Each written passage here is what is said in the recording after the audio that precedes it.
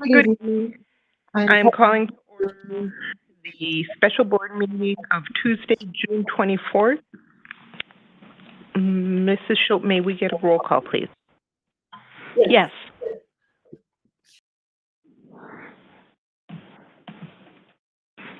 Joanne Rue?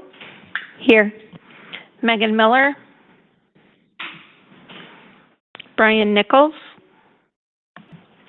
Tom Hankins? Here. Amy Levy? Juan Romero? Present. And Tia Johnson. Here. All members are present except Megan Miller, Brian Nichols, and Amy Levy. Thank you. May I get an approval of the agenda? So moved. Second. Motion by Juan Romero, seconded by Joanne Rue. Any discussion? Hearing none. All in favor? Aye. Aye. Motion carries unanimously. Please rise for the Pledge of Allegiance.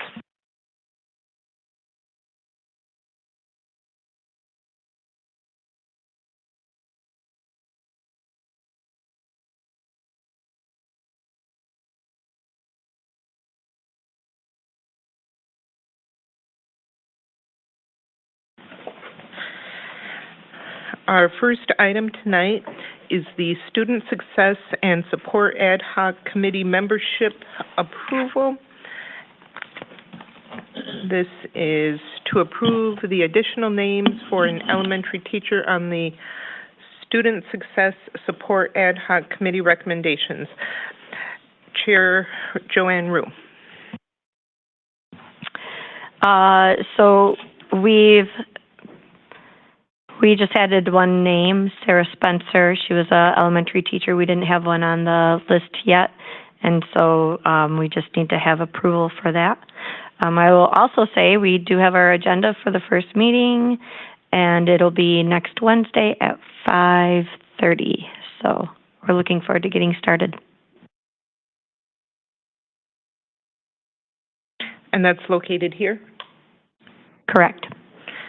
Any other discussion before I ask for a motion for approval? Hearing none, can I get a motion to approve the Student Success and Support Ad Hoc Committee membership? I move to approve the Student Success and Support Ad Hoc Committee membership. Is there a second? Second.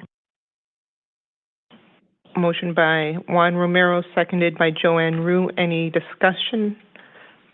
Hearing none, all in favor? Aye. Aye. Aye. Any opposed? Motion carries unanimously. Thank you. Our next item is the preliminary 2025-2026 budget. And the purpose of this is to provide an update to the school board and community on our 2025-26 preliminary budget efforts to date. And we have Dr. Garrison and Stephanie Elwood. Thank you, Board of Education. This meeting has been a long time coming. I want to say we've been working towards this conversation for pretty much the entire school year, and we wanted to make sure that per one of the board's goals that we met this conversation, even if it wasn't in the balanced budget space, but we definitely we still wanted to make sure that we met the timeline in which both from the ad hoc committee's recommendations and of course from the board, having this preliminary budget be at a balanced spaced, if at all possible, by this time frame. I would like to thank all of those who have taken a part of this conversation, of course, the business office, the cabinet and that level executives, the administration, the ad hoc committee, ad hoc budgetary committee, led by Mrs. Fox, the school board of education for keeping its thumb on the pulse of this conversation throughout the entire school year, teachers and staff members as well. This is a heavy lift because, to my knowledge, we haven't had many preliminary balanced budgets at this point of a school year, knowing that there's a lot of different factors that still need to be, is yet to be determined, let's say it like that. So you may hear that in the presentation. We know that typically in the state's budget conversation that most of this information won't be available to the general public until October, and so October of this year. So we, again, I believe we have a good space to kind of work from. I would like to thank all of those who also advocated at the state level for the legislators to kind of get their act together a little bit to try to have a earlier budget to the conversation. I like to kind of ask for that. Not ask for that. I appreciate the people who have already reached out to our state legislators to see if they can have these budgetary conversations a lot earlier. Although there's a lot of questions still out there, I would personally believe that there's still, again, a lot of things yet to be determined at the state level, and hopefully they will move expeditiously to get us those numbers for all districts, not just ours. Finally, I'd like to note that in the course of this budget presentation, we would like you all to kind of pause and ask us questions as we go through the presentation. So if there's a slide that you would like, additional information about, let's just go ahead and make that a part of the conversation now, so that you just pause us, we'll answer the questions. So when we get through with the conversation, we'll be at its finality. Again, from a final thought perspective, there's a lot of nuances in this budget, and as we kind of work through those nuances, we will have a better picture again. But I do believe that our school district has worked extremely hard to get us to this point. I will say it's not been easy. Neither do I expect it to be easy at times, but it has not been easy at all. There's been a lot of conversations, and sometimes there's going to be opportunities for us to agree, and may not always agree. But I do believe it is our responsibility to think about where we want to be in the budget. And I believe that this budget helps us prepare for that next phase. To the board members, I'd ask that you also remember that, as we are still working through this, your patience is greatly appreciated. It really is. A lot of things that are asked of my administration, we try to deliver on that as quickly as we can. But then there are spaces in which we have to pause and figure out what's the best step forward. And so I'm going to turn it over to Mrs. Elwood. We have a short presentation prepared for you, and we'll go from there. Mrs. Elwood. Thank you, Dr. Garrison, and thank you to the board for letting us present tonight. As Dr. Garrison said, we are presenting a preliminary budget discussion tonight. This budget is not on the agenda to be adopted tonight. That will come later in August. We'll come back with hopefully some more refined numbers. The budget that we're presenting tonight is a balanced budget. It is very conservative. Our revenue numbers and our expenditure numbers, we've gone through and combed through those numbers and come up with the balanced budget that you see here. The staffing has been reviewed. We've gone through and realigned according to projected enrollment, but as Dr. Garrison said, things can change. Enrollments will change, staffing will change before the start of the school year, and we will be refining these numbers for the August presentation. This first slide is just the totals showing here. Would like to point out that we do have a very large transfer that happens between general fund and special ed fund, and that is noted on here. Did anybody have any questions on this first slide? Hearing none, I'm going to continue. This next slide lists out the key budgetary factors that we used in developing this budget. Again, I wanted to just point out that we were very conservative with projecting out membership, using the 3-year average of 6,203. Last year they used last year the actual was 6,276. That may seem like a large drop, but in this district we have had declining enrollment, and it's better to be conservative at this point than to be to make those numbers larger. The maximum revenue limit per member is projected to be that $11,655.27, as long as there are no changes at the state level. And that includes the extra $325 per member increase that's in current state law.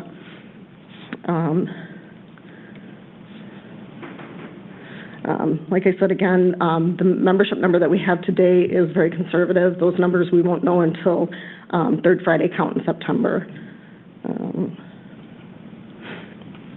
I did want to point out that our state aid numbers that we're using in this budget is just that. It's an estimate. The July 1 number that comes out is also just an estimate, and those final numbers do not come out from the state until October 15th. So that balance between state aid and property taxes, even though we have numbers in this budget, those numbers are going to change. We also were conservative on the expenditure side. We did incorporate the 1.5% increase for staffing. The monthly health insurance contribution remained at the 4%. As recommended by the ad hoc committee. We did incorporate some dollars from OPEB, other post-employment benefit, Fund 73, into Fund 10 to cover some of those costs. There was an insurance premium increase that's incorporated in this budget. It was estimated at last spring as being 10%, and it did come in at 11.6. We did have a small increase expected for independent charters and private schools because their enrollment has kind of leveled out. They don't have additional spaces to put to accept more children, so only a small increase this year. $236,000 is estimated in the budget, where in previous years it had been big jumps of millions of dollars.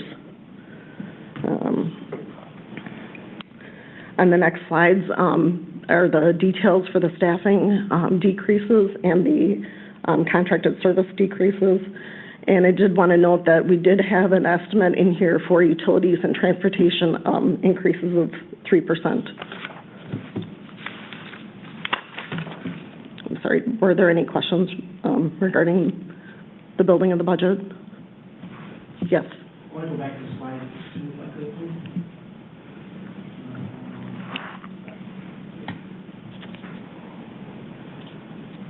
The membership for enrollment numbers. On the slide? I have slide 2. Go back. One more. So what was the enrollment numbers from last year? So that's on this slide. The enrollment for last year was the 6,208, or I'm sorry, for 24-25, the school year, 6,280. But that's not enrollment, that's membership. That's Yeah. a gross number. What's the net number? Because I remember hearing a number. So enrollment and membership are two different numbers. Enrollment, okay. What do we get financed for? Membership. So membership are the students that are Beloit students that either are attending our schools or they're attending the charter and Those are gross numbers. and voucher schools, yes. So those are gross numbers. What are our District of Beloit numbers? So the District of Beloit numbers, we're referring to, the last projected numbers was 5,046 when we reported back, probably back in early January.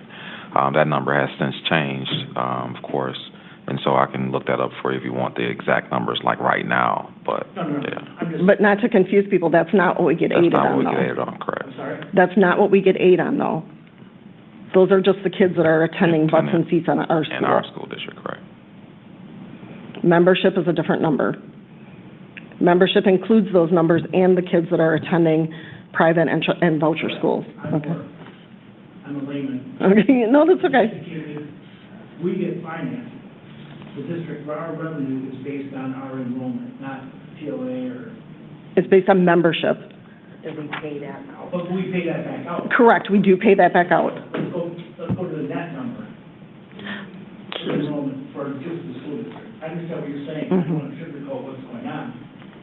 want to know, so these numbers I'm looking at, minus 1,000 people. Correct, and when you look at the when we get to the expenditure slide, you will see those expenses out to pay those schools.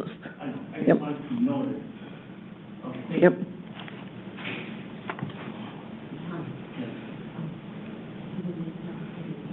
Oh, I'm sorry.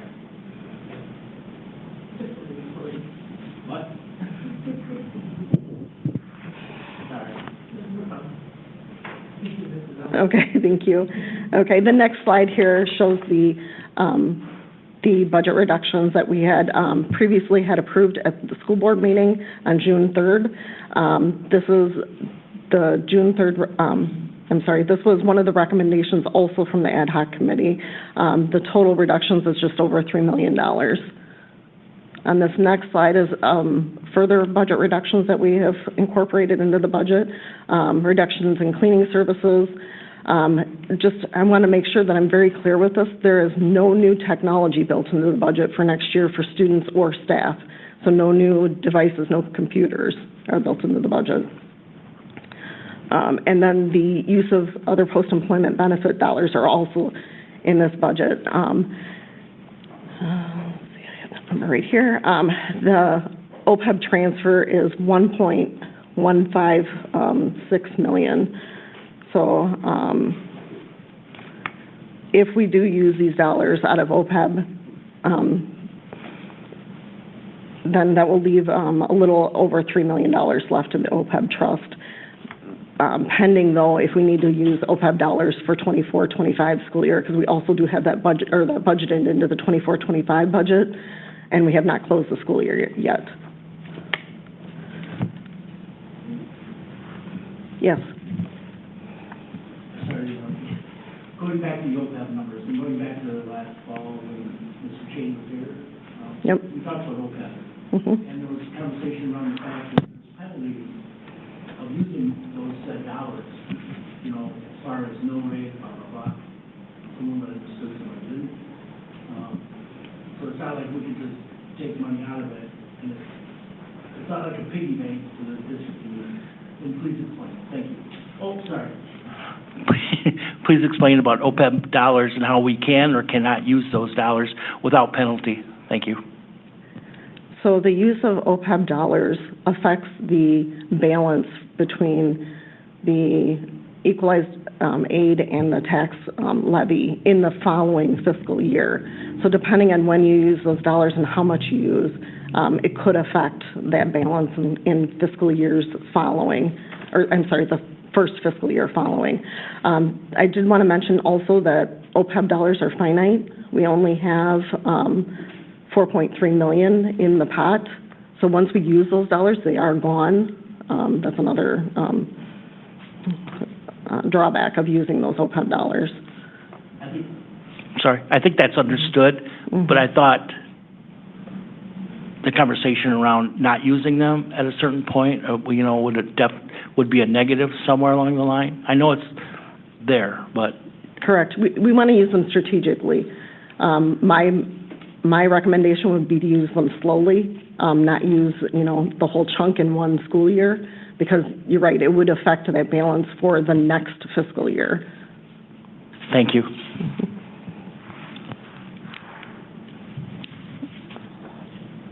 Moving on to the next slide. This slide is a pictorial of the revenue limit and how it's kind of calculated, taking that the resident membership times your per pupil amount, plus declining enrollment hold harmless, which we don't receive, plus the one-time non-recurring exemptions, which are listed down below, plus the ongoing reoccurring, which we have none this year, to give us that revenue limit of just over $74 million. Questions regarding the revenue limit calculation? Seeing none, we'll keep moving. This pictorial is just a graph showing the declining enrollment over the years. I'm sorry, non-enrollment membership. This next slide is a pictorial of the revenue limit tax levy versus general aid. So that revenue limit authority that we talked about in the previous slide, that 74.9 million, and if you take out the state equalization aid, that gives you the tax levy that will be the local taxpayer responsibility. Mrs. Elwood, can you Yes, just sir. give a quick snapshot of how general state aid is measured and how it impacts us? From a general state aid perspective, how's that? Yep, so the state equalization aid, if we, oh, Oh, that one. sorry. Top one, yeah. The state equalization aid is a calculation taking all 421 school districts across the state and then equalizing those payments to spread out the state revenue across all districts.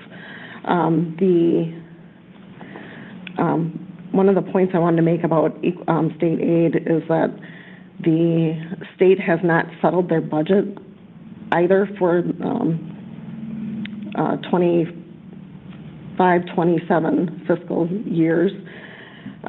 So the aid certification won't happen until October 15th. And we have to wait until October 15th because all the school districts also have to submit all their actual revenues and expenditures for the fiscal year. And then the state does a calculation based on how everyone's expenditures came out for the fiscal year 24-25 to calculate equalization aid for 25-26 school year. My thought to that is, again, what happens around us is also important. Correct, because depending on how everyone else is, so current estimated equalization aid is based on budgeted numbers for 24-25. So depending on how everyone's school's revenues and expenditures come out for the school year, that affects everyone else in the state when they put that whole pot together. I guess it goes back to that possible referendum stuff as well then. Could we draw a connection to that when referendums are passed? Well, with the referendum and not the one that we would like to pass, of course, but everybody's referendums that has passed. Does that impact? And that ties back to the revenue limit. Okay.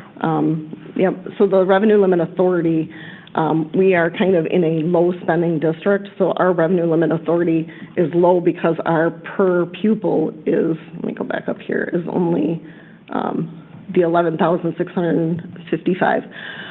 Some districts are as high as 25,000 per student, and we're on the low end of this. So what happens is that you have some school districts that are receiving a higher revenue limit authority based on their demographics or where they are in the state compared to Beloit. And that leaves us behind, and the only way we can generate extra revenues is by going to referendum. Thank you so much. Just to follow up, educate me again, and I know the city goes through this with shared revenue also. Does the state give you credit for being fiscally responsible, i.e., not having a deficit spending or whatever? No, we're just throwing into the pot. No, there's currently no aid in the No, I mean, putting in your pecking order, we're talking about.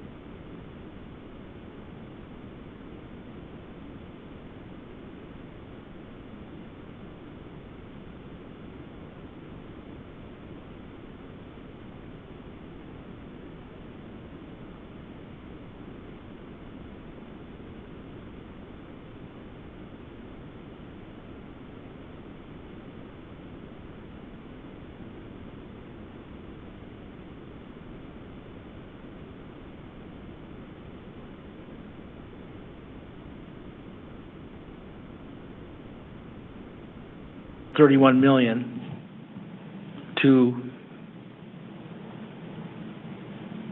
let's just say, charter schools, 31.5, whatever that number is, what would, let's go back. Sorry, I could be way wrong. Purchase services, 31,539, I'm sorry. The purchase service number also includes internal, things like transportation and Okay, utilities. let me just ask you a question. Mhm. Let's zero in on, you have 200 people. How much are we paying out to charter schools more than we receive from the state for our own students? What's the discrepancy? I know there's just a discrepancy. And I just want to go to bat, when I do go to bat, to have some numbers behind me, because it's way out of line. It's not your fault. It's not anybody's fault. You're asking what the per pupil out is for, and I don't have that exact However number. but just paraphrase, I know you probably don't want to get on record. So we get X amount in per student, right? Correct. But we have to pay out, to my knowledge, more to TLA, Rock County, and OLA than we get in for that. Is that correct or not incorrect? I'd have to go back and look at the numbers. I'm sorry. Yep. Can I chime in? Go ahead. And maybe help? Yeah. So last year, I remember seeing a slide where the public charter schools got X amount per student, and that was more than what the private voucher schools got, and that was more than what regular public schools got. Yeah, and I believe there's a different number for K through 8 versus high school as well, and, and I don't have those numbers in front of me, I'm sorry. Okay. Do you know if the state has changed that, where all students get the same amount? No, they have not changed those numbers. Okay, Yeah. thanks. And that is part of the state budget, that they want to make changes to those, and you'll see that later in the presentation. Okay, thank you. Yep. Did that help clarify, Tom? No.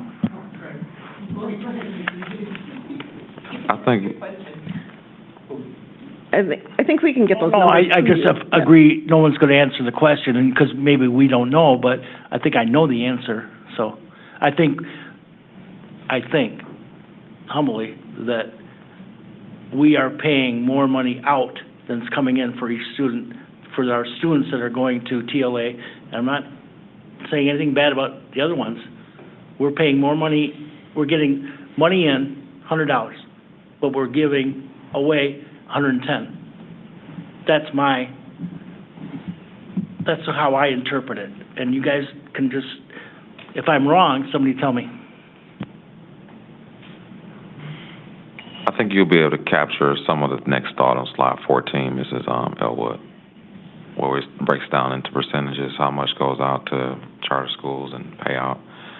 I mean, the hard part about your question is there's a lot of thoughts with that.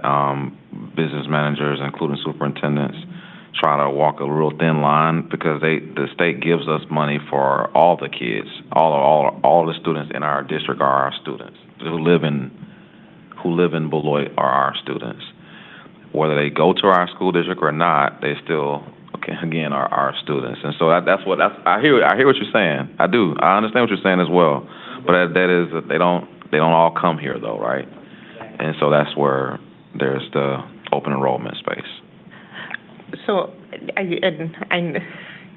not to go too far off, because, so if we know that there are 10 students that live in our district and would usually go to our school, but decide to enroll in the Lincoln Academy, and we have another 10 students that decide to go to one of the voucher schools, when the state gives us the funding, do they give us the X number of dollars for the 10 students at the Lincoln, and then we pay them, or they just pay them? I mean, it's kind of a wash. I mean, we're not paying above and beyond for their students because the state is funding them. It's just the state's funding them at a higher level. Those are really good questions, and I think for the next presentation, or even before, I can put together some information for you and get that to you. Thank you so much. Yep. But I did want to point out, as Dr. Garrison was saying, that the percentages that we are paying out are pretty high for this district, that we're paying to the charter schools, the private schools, and to the open enrollment, which is the instructional services number here, that 9.5, the 7.6, and the 1.9. Moving on, this next slide shows the unassigned fund balance analysis.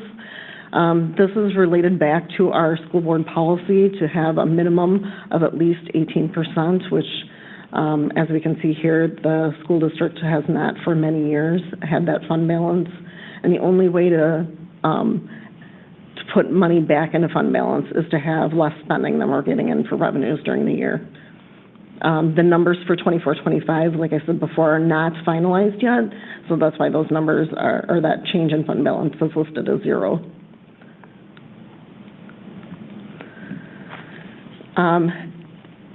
In school finance, we have other funds also in our district. The other funds slide here is the special projects fund, our debt service funds, the capital projects fund, food service.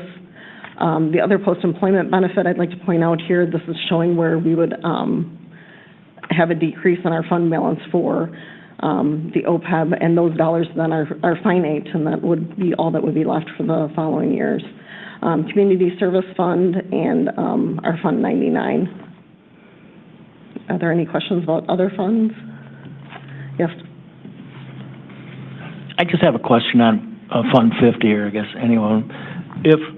If money is in Fund 50, for example, it can only be used for, explain to me as a novice. Yep, the Fund 50 is our food service fund. I understand that. Yep, and food service fund is kind of like a business. The monies and the expenditures have to all be related to that business, and that business is serving school lunches and school breakfast. And those funds cannot be used for another purpose. Okay, so Fund 50, does that affect our, never mind. I think you answered There's my no question. tax levy dollars or general state aids. Right, it doesn't affect our general well-being or as a district, it's just there. Money in, money out. Correct. As long as it stays afloat. Correct. Thank you. But I would argue the point, it doesn't affect our district's well-being. It's, you know, how well we feed our kids with nutritional value and, you know, sufficient portions and things like that, I think are important. I agree. I was just wondering, we can't use one for, I mean. I think you were talking more of a financial well-being. If we could use those funds for other items. I'm not trying to get away from feeding our children. Thank you. Yeah.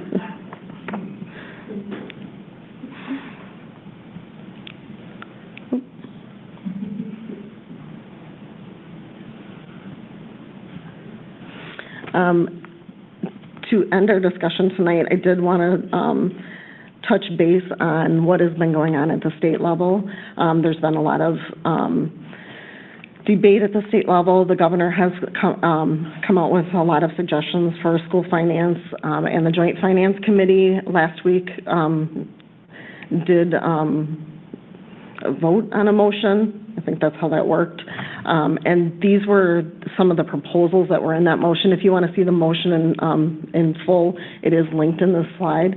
Some of the key things on here would affect the school districts, and one of the bigger things is the categorical aids. The special education aid in particular, the governor was suggesting to move that aid from 30% up to 60%, which would give the district approximately $4 million. And that piece that we're moving from general fund into special ed fund, that would reduce that by that $4 million. Now, when the Joint Finance came back, their suggestion was a lovely 2% increase this year and another 2% for next year, which would only be about $267,000 extra in state funding. There's a lot of back and forth that happens with state budget. There could be changes before it gets to the governor's desk, or the governor could veto everything. hopefully, somewhere in the middle they'll meet, but, we'll have to wait and see what happens. I believe that they typically try and, resolve by July 1, which isn't next week. I'm not sure where they're at with that. So hopefully before the end of summer, they'll come up with, a plan. The other couple of items on here are high-cost aid and aid for, school mental health services. The high-cost aid, in my opinion, would be better if they would fund special education at 60% rather than putting monies in the high-cost aid. High-cost aid, if they did what they were proposing, would be a very small increase for the district, about $50,000 in the first year and $180,000 the next year. The school mental health services, that could be an increase for the district if we continue to have increases in our services that we have for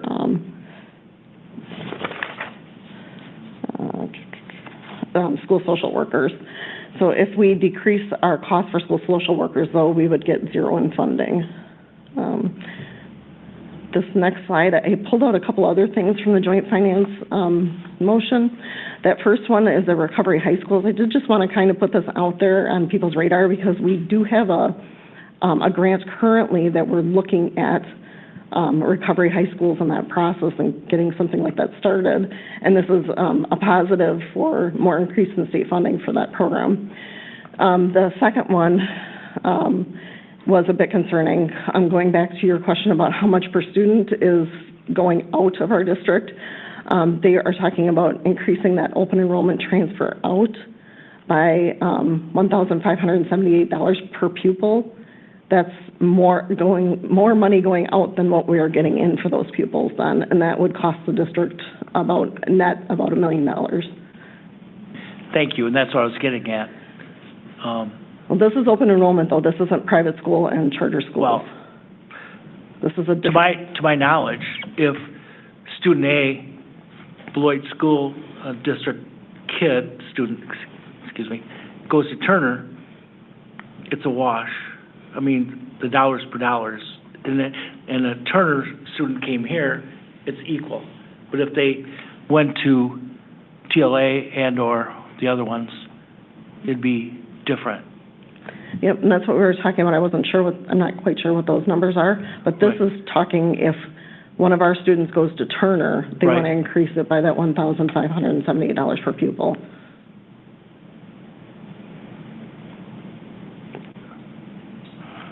Okay. I hear you, but I don't hear you. I mean, I don't get it yet, but I will. Thank you. Mm-hmm.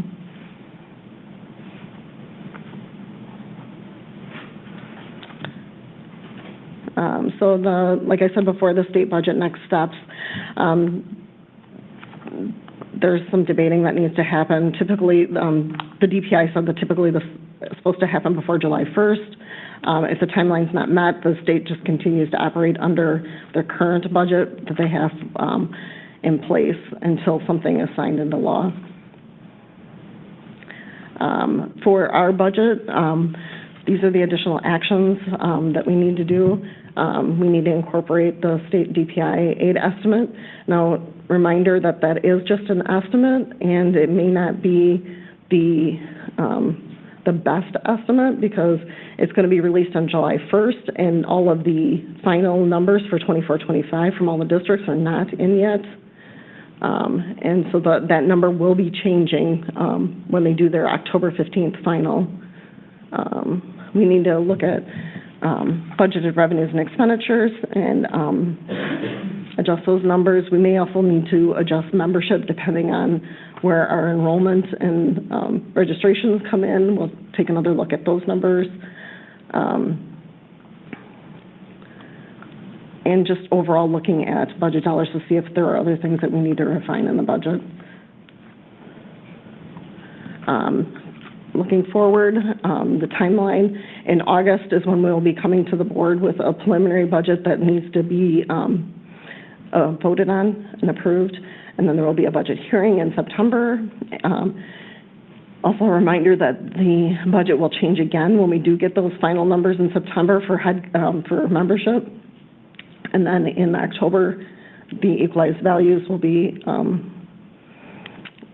certified by the state, and then in October, we'll be coming back with the final budget. Any questions or thoughts to share with Mrs. Elwood? I have a question. For revenue sources, what thoughts or suggestions do you have to us board members to, how can we get creative there? And obviously, the revenue sources coming in from the state and the federal and local tax bases, we can't have much impact on other than passing a referendum and hounding our state legislators. But what can we as board members do to help support, finding more resources for this, for our students, whether it's in terms of instructional budget or the like the mental health services? That's something I could see. It affects our students. But we could ask for somebody, a local donor, or maybe not a local donor, maybe a celebrity. I don't know. Ask somebody, say, hey, we have some kids that need some help and are worthy and deserving of this. Can you donate some money to the cause of childhood mental health services for the Beloit area? And I know we could also look at using Fund 80 as well, but help us help you. And I hear what you're saying, but I think the biggest impact for our district is going to be to go to referendum. That is the one tool that school districts are given to get substantial amounts of money to help fund the needs of the district. And at this point, we are very slim. We have gone through and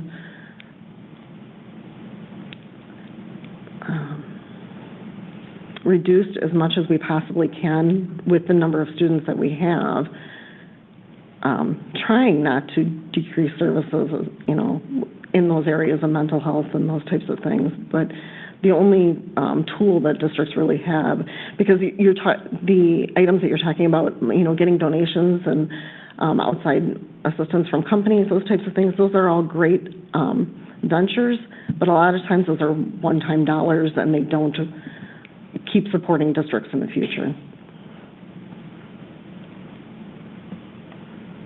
We did this year, I want to say, I'm not sure for the first time, but under my direction, we did take some of our funds that we had and reinvest those funds through the investment opportunity. It wasn't much that we got back from it. One could argue $40,000, $50,000 maybe, but it's money that we hadn't gotten in the past. And that's something that I did reach out to our partners to say, hey, can we do something different with some of the funds that we currently have? And I know it sounds crazy, but like around January, we're sitting on a couple of maybe an extra $100,000, $200,000, and could we reinvest that to see if we get something back? And we were able to do that this year. And so there's not a lot of ways we can actually get money. I've always stated this: we're not a for-profit organization, and so we use what we get to educate our kids. And I just want to make sure I thank Mrs. Elwood for the work that she has done over these past few months here in preparing this presentation. I know the going question that's resounding in my brain that came from my left and my right was, is it safe to say that voucher charter schools get more money than our students? In a nutshell, the answer to that is yes, okay? However, how much, we don't have that information. And so I don't want to, I didn't want to put Mrs. Elwood on the spot. I know we weren't trying to do that, but it's hard for us to answer that question because we don't know the number, but the answer to the question is yes. And so I just want to make sure I noted that in the conversation. You can get that information from Ann. I think her name's Ann Chapman from WASBO. She did a presentation, and she shared that information as well. And I don't want to, regurgitate all of the information that she shared, but there's a space where the answer to that question was a yes. but it's different for every district based off of, not different for every district. However, there's a lot of kids in our school district. They all are ours, but it is true that charter and voucher students do get more money than we get. The answer to that question is yes. How much is the core revolve for us? And again, thank you to everyone who's helped put this together. Thank you, Mrs. Elwood. Thank you, Dr. Garrison. No further questions? Yep, Mr. Romero? Have we tapped into like potential maybe business partnerships to help, fund some of these things that we do need, if even, I guess some kind of sponsorship to help, like with the high schools or with at the middle schools that need help. Maybe if we could put together, this is where we can use, like, say, a sponsorship for this particular thing. Maybe that might help as well. I'm just trying to think outside the box here, because I know referendum, it's so easy to say, well, we just go to referendum, which, yeah, it can be needed. However, if we don't, what else do we have? You're right. So I'm trying to think of other ways to bring in other revenues, and if we have to go to referendum, then that's okay too, from what I need, because either way we still have to bring the money in somehow. We'd have to bring in to be able to fund all these programs and everything that we do to not limit the students' achievement. We need to actually bring it. We need the mental health services. There's lots of things that we gotta still fill in, and I don't want to leave our kids without anything. So I'm trying to think of ways to help offset some of these costs that we got going on. In my opinion, every dime does count. So I don't know if there's anything that we can think of, maybe that route, or possibly, also if there's, spaces, I guess, that we have that we can maybe lease, that other than what we're already currently doing, if there's other things that we might look at doing that. It's just some things to kick around if it helps or not. I'm just throwing it out there.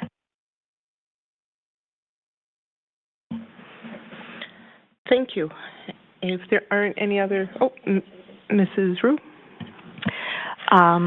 So how much did what the ad hoc committee present to you, how much of that was adopted into the budget?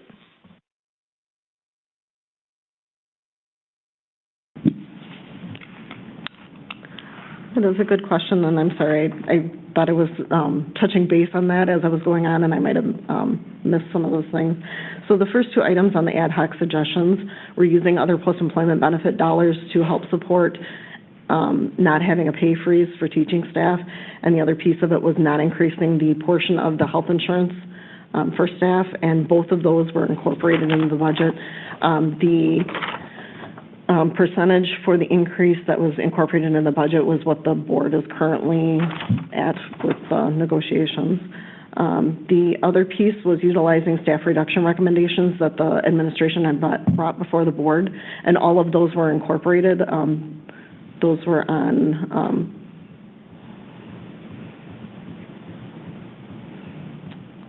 back here, this list of 31 positions.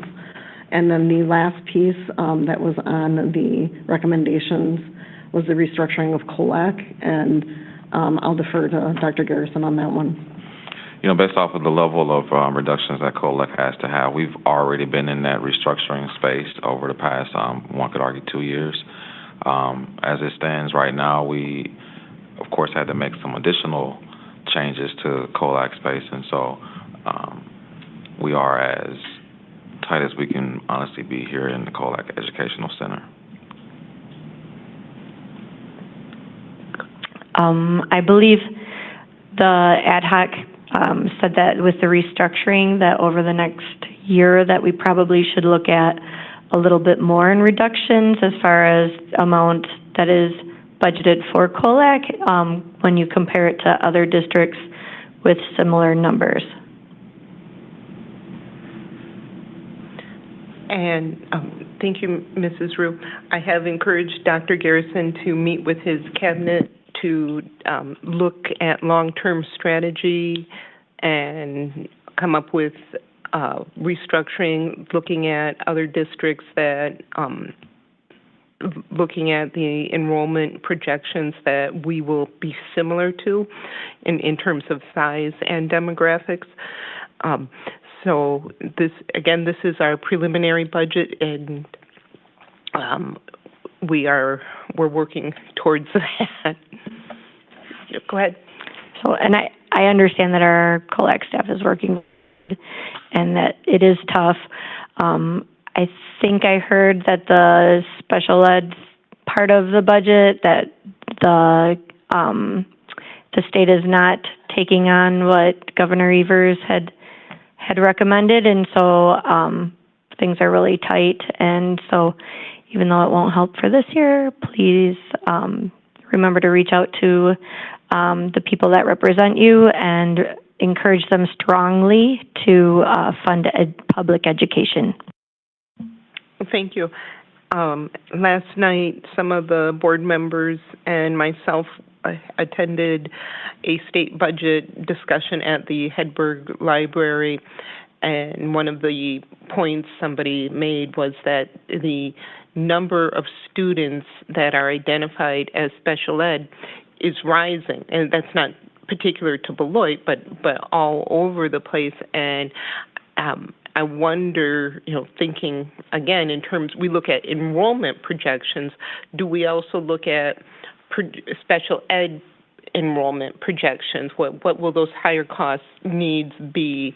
And is that something we can even know? That's a great question. I think when we look at the 3K spaces, when we start doing early childhood, like screeners, 4K, even then going into, of course, kindergarten, that is a great question. And I'll be honest with you, I haven't seen districts really look at the numbers of changes that special education happens on the earlier side. I think we just get the numbers when we start kindergarten, and a little bit of the 4K screening spaces. I would hope that the state does a lot of the things that we're talking about, but the reality is they haven't. And we have been stuck with the bag of trying to figure everything out. We will continue to do that to the best of our abilities. Right now, we fund balance transfer almost $10 million to take care of our special education needs in our own district. Without that cost, one could argue we would be doing a little better from just a funding conversation, because I think people need to understand this, we are using the funds that we currently have to take care of the needs of our entire school district. And that fund balance transfer that we do on a yearly basis is not bodies like, paying for me or paying for anyone else in the district. It's paying for our own kids and to do the things that we need to do for our own students. And I think that's missed sometimes in the public, in the general public, but also is missed in how state funding actually looks at this conversation. The drop in the bucket conversation, the drop in the bucket number that I asked Ms. Elwood to put this in the presentation, where it talks about the special education funding, the 2% increase is $267,000 per year. That is very low, very low. A 60% is $4 million. $4 million. Our deficit 25-26 was 6.2.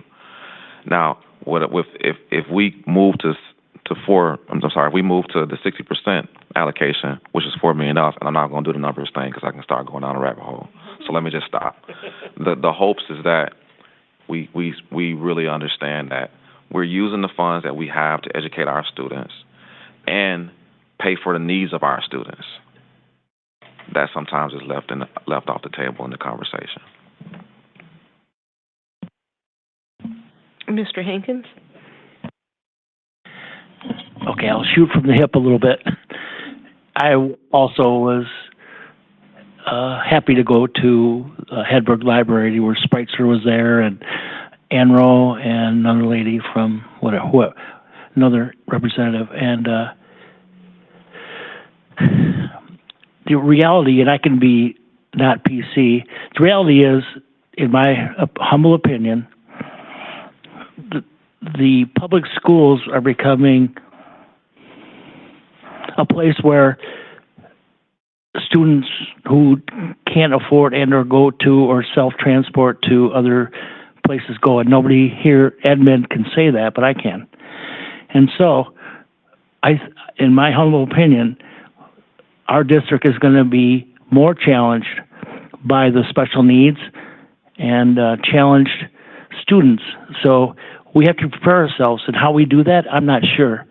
But that's the reality of it is. And I think, I know we have a great team here. We have good bones here, looking at Ms. Mortek, Ms. Elwood, and Dr. Garrison, Carol Fox, Mr. Eberhardt, Dr. Kim. We can find our way, but I think we have to face the reality of where this school district of Beloit is heading for the next 5, 10, 15 years. And with that, that's my humble opinion and not the board's. Thank you, Mr. Hankins. And I agree, we do need to look at where we're heading 1, 3, 5, 10 years from now. You know, there, of course, are a lot of unknowns. Ultimately, we want the best for all of our students, and I don't want people to have knee-jerk reactions when thinking about having discussions around things like special ed funding. Special ed funding also helps cover the students with in need of speech therapy, students who have ADHD, which is on the rise, students who have some physical disabilities, some minor, some not minor. So special ed is a broad umbrella, and it's unfortunate because we really do want our students to be productive citizens when they graduate our school district. And if we are not able to fund high quality teachers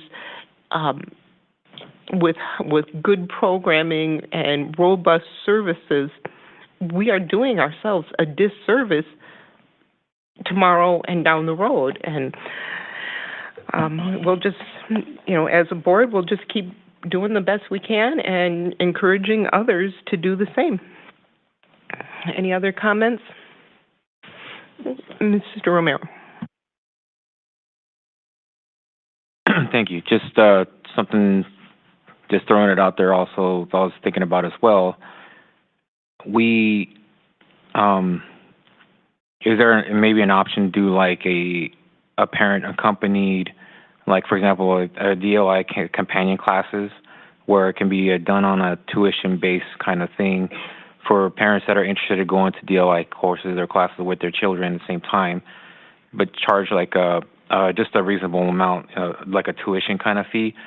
Nothing like super exuberant, but something that kind of brings a little something in, and also it also fosters like a better relationship with the parent, the child, and the school itself, to kind of have them interact and mingle together. It's just something popped in my head to kind of think about outside the box, maybe, if it would be a possibility to do so. I know there's red tape, obviously, that would have to be looked at, but just something just to kind of throw it out there, because I mean, we have to start thinking outside the box when it comes to funding.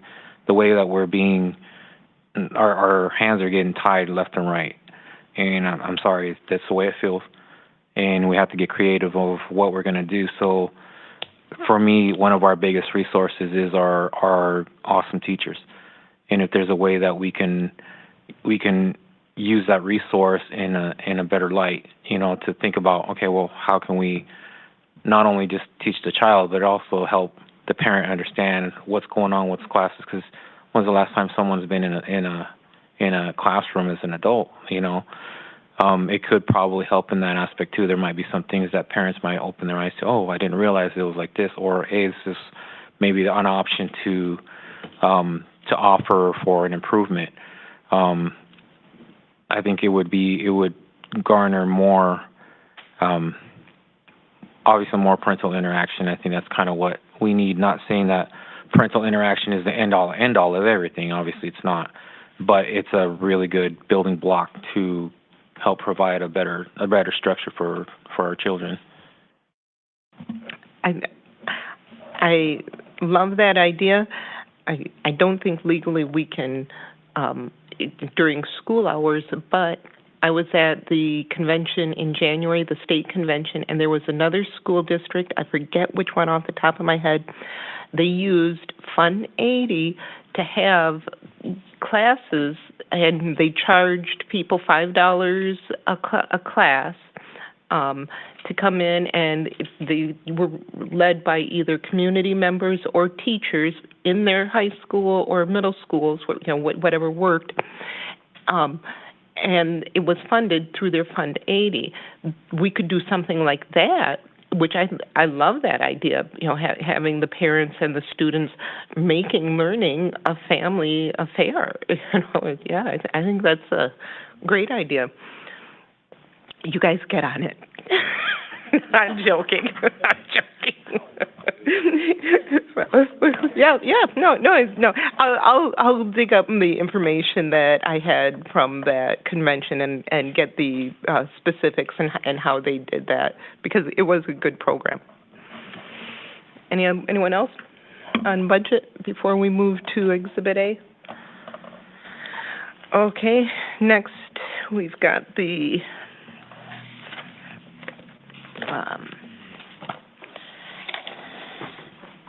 no, that's not that one. Exhibit A, the HR committee report, employment recommendations. The purpose of this is to present employment recommendations to the board. Are there any open session questions on Exhibit A? Are there any closed session questions on Exhibit A? I would entertain a motion for approval of the 6/24/25 employment recommendations, Exhibit A. So moved. Second. Motion by Joanne Rue, seconded by Juan Romero. Any discussion? Hearing none. All in favor? Aye. Aye. Aye. Motion carries unanimously.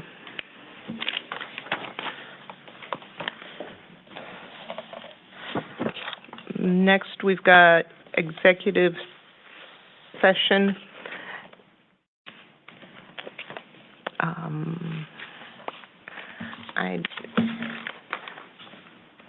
Thank you. A motion may be made and a vote taken to convene the Board of Education into closed session pursuant to Section 19.85, Parent 1, Parent C of the Wisconsin State Statutes relative to employment, promotion, evaluation items. Tonight's closed session discussion is the superintendent evaluation. Is there a motion to go into closed session? So moved. Is there a second? Second. A motion by Joanne Rue, seconded by Tom Hankins. Mrs. Shope? Juan Romero, Aye. Tom Hankins, Aye. Joanne Rue, Aye. and Tia Johnson. Aye. Motion carried unanimously. Thank you. We will be adjourning from closed session tonight. Thank you.